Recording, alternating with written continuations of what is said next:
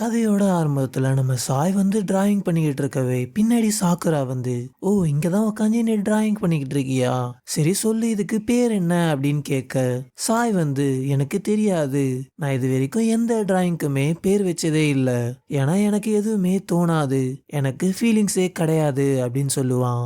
அந்த இடத்துக்கு அப்படியே நம்ம நருட்டோ வந்து அந்த டிராயிங்கை பார்த்து இதுல ஒண்ணுமே இல்லை அப்படின்னு சொல்லவே, சாய் வந்து ஆமா இது உன்ன மாதிரி தான் இருக்கு அப்படின்னு சொல்றான்.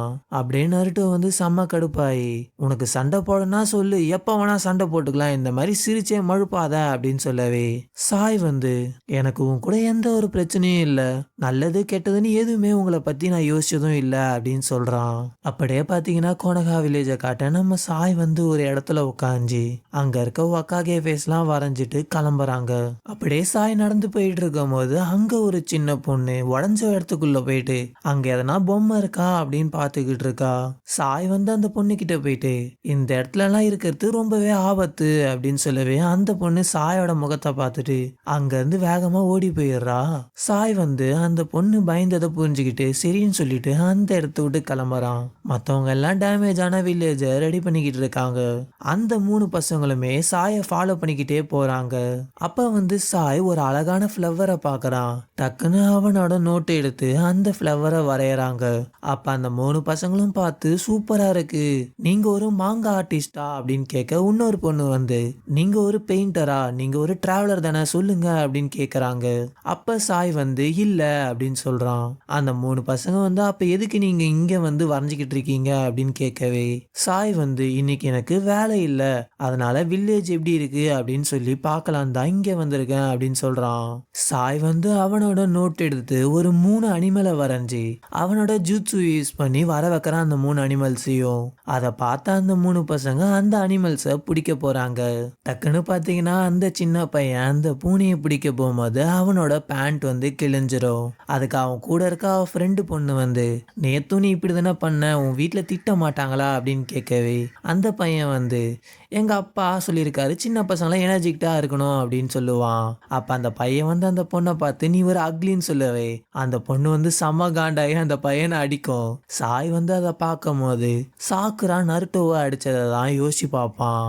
அப்ப அதுல ஒரு பொண்ணு வந்து சாயோட டிராயிங்கை பார்த்து இது உங்களோட ஃப்ரெண்ட்ஸா அப்படின்னு கேட்க, சாய் வந்து இல்ல இவங்க வந்து என்னோட காம்ரேட்ஸ் அப்படின்னு சொல்லுவான். அதுக்கு அந்த சின்ன பொண்ணு வந்து காம்ரேட்ஸுக்கும் ஃப்ரெண்ட்ஸுக்கும் என்ன வித்தியாசம் அப்படின்னு கேட்பா.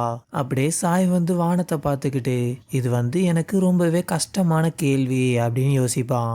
அப்படியே சாய் நடந்து போயிட்டு இருக்கும் போதே நருட்டோ ஏன் சாசுகே மேல இவ்வளோ கேர் பண்றான், அவங்களோட ஃப்ரெண்ட்ஷிப் பாண்டாக்காக நருட்டோ வந்து இவ்வளோ எல்லைக்குமே போறான், இதை பத்திலாம் சாய் வந்து யோசிச்சுக்கிட்டே போறான். டீம் கக்காஷிக்காக நானும் எதனா பண்ணணும் அப்படின்னு யோசிச்சுட்டே போறான். அப்படியே சாய் நடந்துக்கிட்டே வில்லேஜை விட்டு கொஞ்சம் தள்ளி வருவான். அங்க ஒரு வித்தியாசமான இடத்த பார்த்தனால சாய் வந்து நான் இதுக்கு முன்னாடி இங்க வந்ததே இல்லையே அப்படின்னு யோசிச்சுக்கிட்டு இருக்க, அங்க ஒரு 4 பேர் வேலை செஞ்சுக்கிட்டே கிளம்பிட்டு இருக்காங்க. அவன் அங்க டேமேஜ் ஆன ஒரு வீடு பக்கம் வந்து நின்று பார்த்துக்கிட்டு இருக்கான். அங்க ஒரு வயசானவர் வந்து சாயை பார்த்து நீ இந்த வீட்டோட சேர்ந்த ரிலேட்டிவா அப்படின்னு கேட்க, சாய் வந்து இல்ல நான் இந்த பக்கமா போயிட்டு இருக்கேன் அப்படின்னு சொல்லுவான். அப்படியே சாய் வந்து அந்த உடஞ்ச வீட்டுக்குள்ள போகும்போது இங்க யாருமே இல்ல, தனிமை மட்டும்தான் இருக்கு அப்படின்னு யோசிக்கவே, அப்ப சாய் வந்து அவனோட ஃபர்ஸ்ட் மிஷன் போனப்ப நருட்டோ வந்து அவனை சண்டை போட கூப்பிட்டுருப்பான் இல்லையா, அந்த விஷயத்த யோசிச்சு பார்க்கறான்.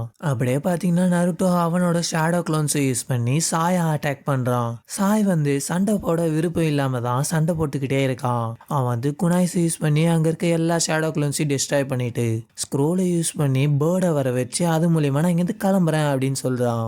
பட் நருட்டோ விடாம அவனோட க்ளோன்ஸை யூஸ் பண்ணி எப்படியே சாயை பிடிச்சிடவே, அதுக்கப்புறம் 2 பேரும் மறுபடியும் திரையில வந்து சண்டை போட்டுக்கிட்டே இருக்காங்க. டக்குன்னு பாத்தீங்கன்னா யமாட்டோவோட குரல் கேக்குது. அவன் வந்து 2 பேரும் மறுபடியும் சண்டை போட ஆரம்பிச்சிட்டீங்களா.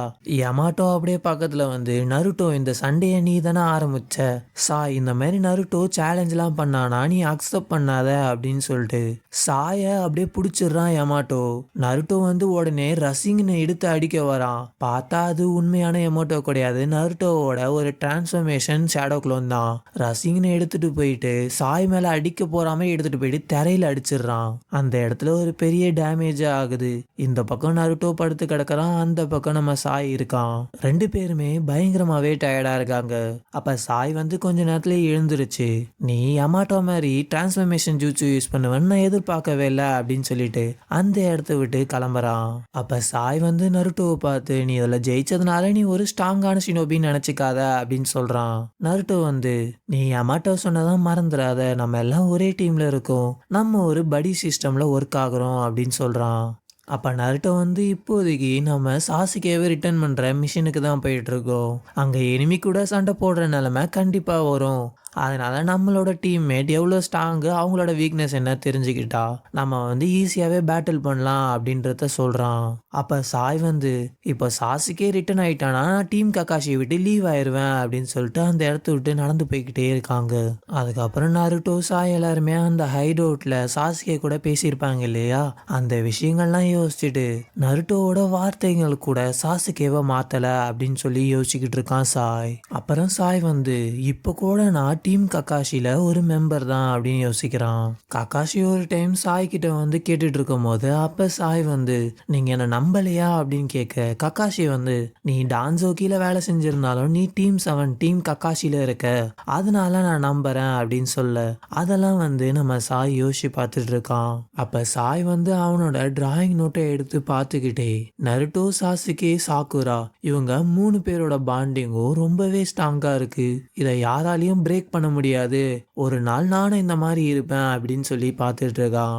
அதுக்கப்புறம் சாய் வந்து அந்த உடஞ்ச வீட்டில் இருக்க எல்லா டோரையுமே எடுத்து ஒரே இடத்துல வச்சு சாக்குரா, சாசுகே, நருட்டோ, சாய் இவங்க 4 பேருமே கையை பிடிச்சிருக்கா மாதிரி வரைஞ்சி அந்த இடத்த விட்டு கிளம்புறாங்க.